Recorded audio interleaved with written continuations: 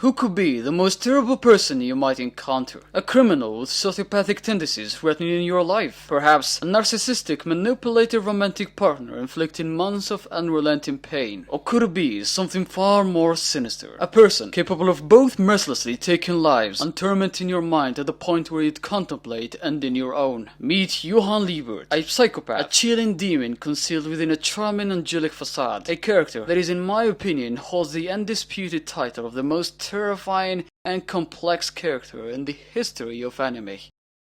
Complex and terrifying. These are two words to describe Johan, the main antagonist of the 2004 anime Monster, which is a psychologically and philosophically heavy show focused mainly on the haunting past of Johan and his journey towards his unclear goal, both of which remain a mystery for most of the show, as the author, Naoki Urasawa, allows us to know gradually, fragment by fragment, leaving us constantly asking questions, confused for the most part by Johan's actions and motives. In this video, we will explore crucial elements, starting with Johan's psychology. We will unravel the factors that have shaped him into the chilling persona he had become, tracing his mental transformations and pivotal moments throughout the series. But before we dive in, let's keep a few essential points in mind. Understanding the underlying theme and the message of Monster is vital to grasp the intricacies of Johan's character. Naoki Urasawa's revelation holds the key to unlocking the depths of Johan's portrayal. In every show, be it an anime or film, a central theme anchors a narrative, a conflict, or a problem that the story endeavors to resolve. In the case of Monster, humanity stands as the central theme, presented in stark contrast to the ominous title bears. The issue that the author wanted to cover is the very essence of darkness that consumes someone, and what leads to its removal. By the end of this video, the solution and message he sought to convey will become clear to how you would diminish the darkness within the heart, and how does it form. Building upon his central theme, this anime is divided into 4 other themes. These themes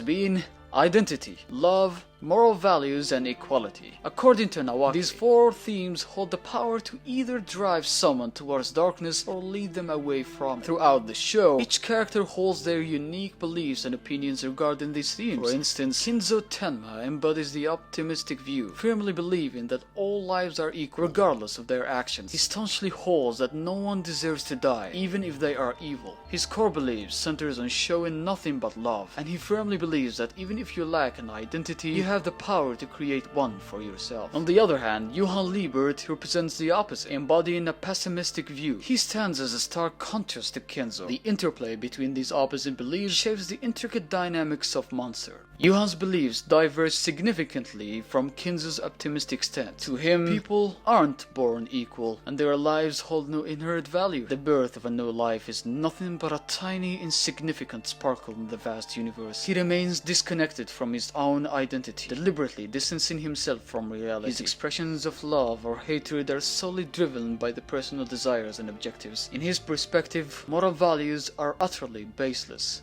In short, his opinions on equality and moral values are nihilistic, a belief that all values are fundamentally groundless, and nothing can be truly known or communicated.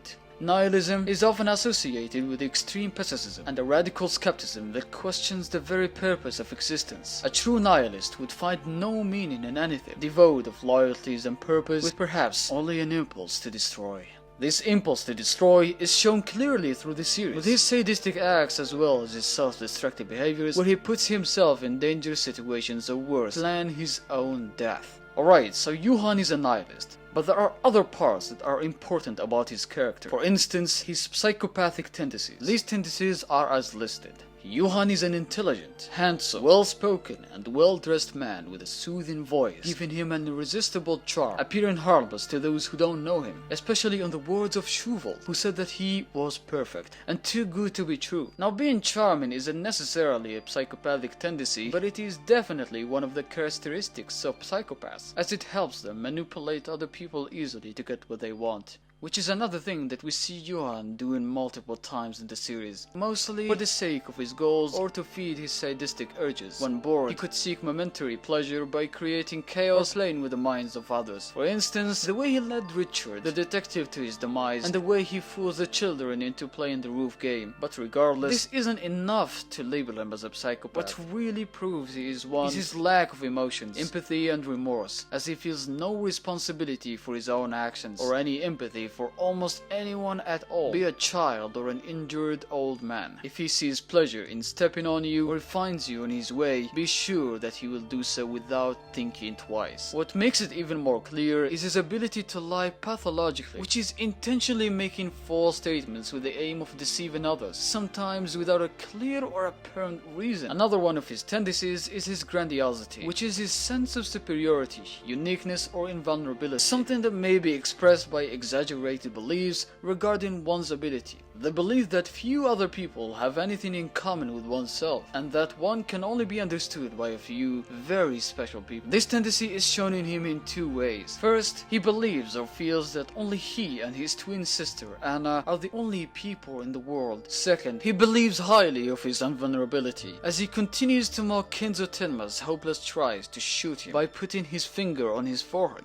The last but not least psychopathic tendency is his narcissism, as he has this ambition or belief that he could possibly destroy the whole world and remain in it all alone as the last man standing, showcasing that nothing in this world matters other than his own goals, and that there is nothing in this world that can come in his way. Alright, it's as clear as day that he is a psychopath, not a sociopath. I know that a lot of people mix up between them, but they are not the same. Being a psychopath and a nihilist makes you a complex person, that's for sure. But surely isn't enough reason to believe that he's the most complex in the history of anime, does it? Well, it turns out he's not just a psychopath, but an extremely disturbed one as well, maximizing those psychopathic tendencies to the peak maximum. This is due to the countless traumas he had to go through ever since he was a child, that not only led him to becoming a nihilist and a disturbed psychopath, but also losing touch with reality. A sign to that you might probably notice are his eyes, as they are slightly closed almost all the time. That means that Johan at some point formed and adopted a new belief, as he sees the world completely different from other people. Which leads us to the third and last part of his personality, his identity problem. Alright, this is a little bit of a complex part. In order to understand it is crucial to rewind and recap the backstory of Johan, understanding step by step what led him to become the way he is, following up with his mental transmission throughout the show, or at least throughout the backstory in the show. Alright, let's dive in.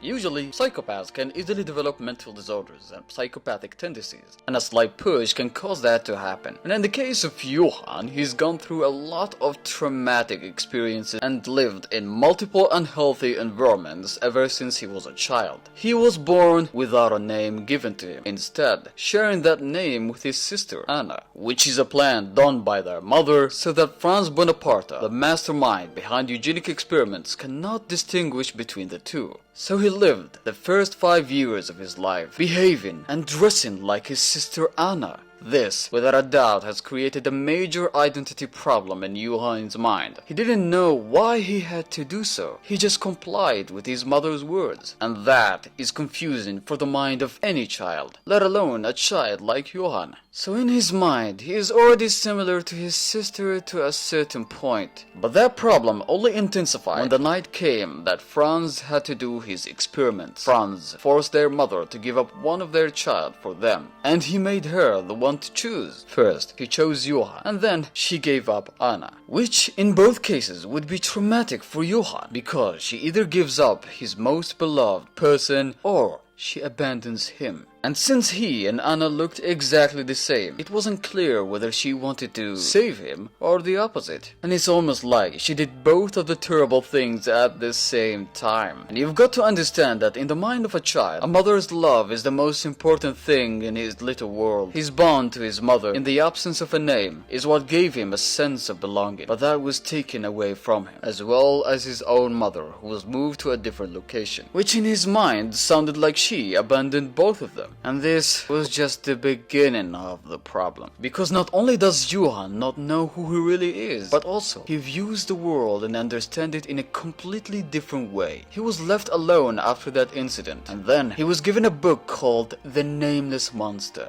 This book was about two nameless monsters, one who went east and one who went west. The monsters' objectives were to look for a name for themselves, and Johan saw that and must have thought, nameless, just like myself. There was a sense of familiarity with this book, and so he read it multiple times in a span of a couple of weeks, and upon reading it constantly, it became almost like a religious book to him, a script to abide by. The monsters went looking for a name, an objective, and so Johan took that objective as his. Not only that, the two monsters looked identical, just like him and Anna. The monsters were one at the beginning, before splitting and going into parted ways. So this explained to him why they would look the same. He and Anna are one in the end. This solidified the identity problem, and he became convinced by the idea that he and Anna are the same person. His identity, or the way his mind works, however, changed over time with each experience he had. His objective and his way of thinking became heavily influenced by the book, and each event took away a piece of humanity as well as changing him to a certain point. For instance, being abandoned and his mother being taken away might have made Johan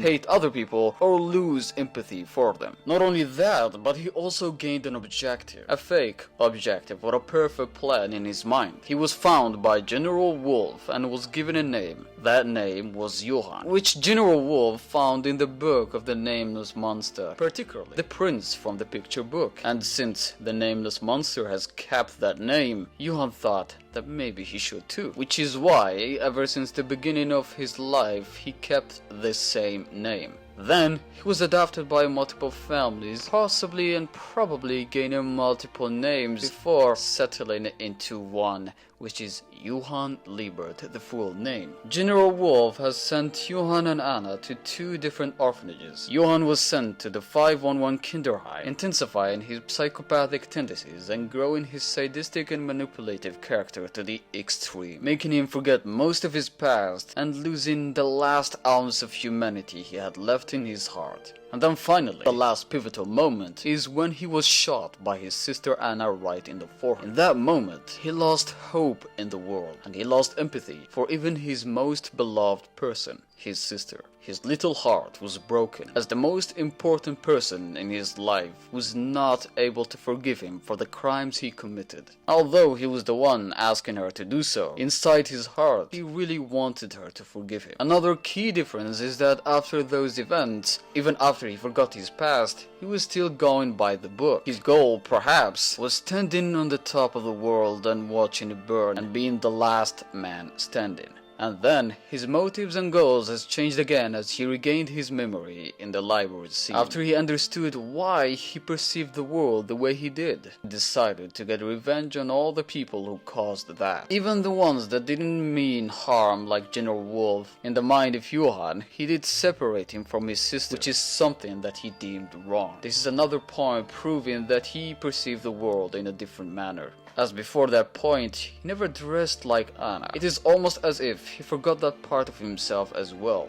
And so, he began inciting his new goal. The goal, or the plan, he called the perfect suicide, taking revenge on Peter Chapek, Franz Bonaparte, and other parties, which in his mind fulfills his purpose. It is also important to note that not everything he does is for a clear purpose. It could be following the steps and goals influenced by the book, or merely for amusement, or no reason at all. Johan's character and his backstory is the epitome of an innocent mind fueled with hatred and darkness, and the story of Monster was there to prove that even a monster like him, who went through the most horrible experiences and became the way he was, a pure kindness and conditional love and forgiveness from Tenma and his sister could heal even his heart and turn him into a new leaf, which is the idea that the show has wanted to convey. The idea being, absence of love creates darkness. Darkness can annihilate the love in our heart, while love can take away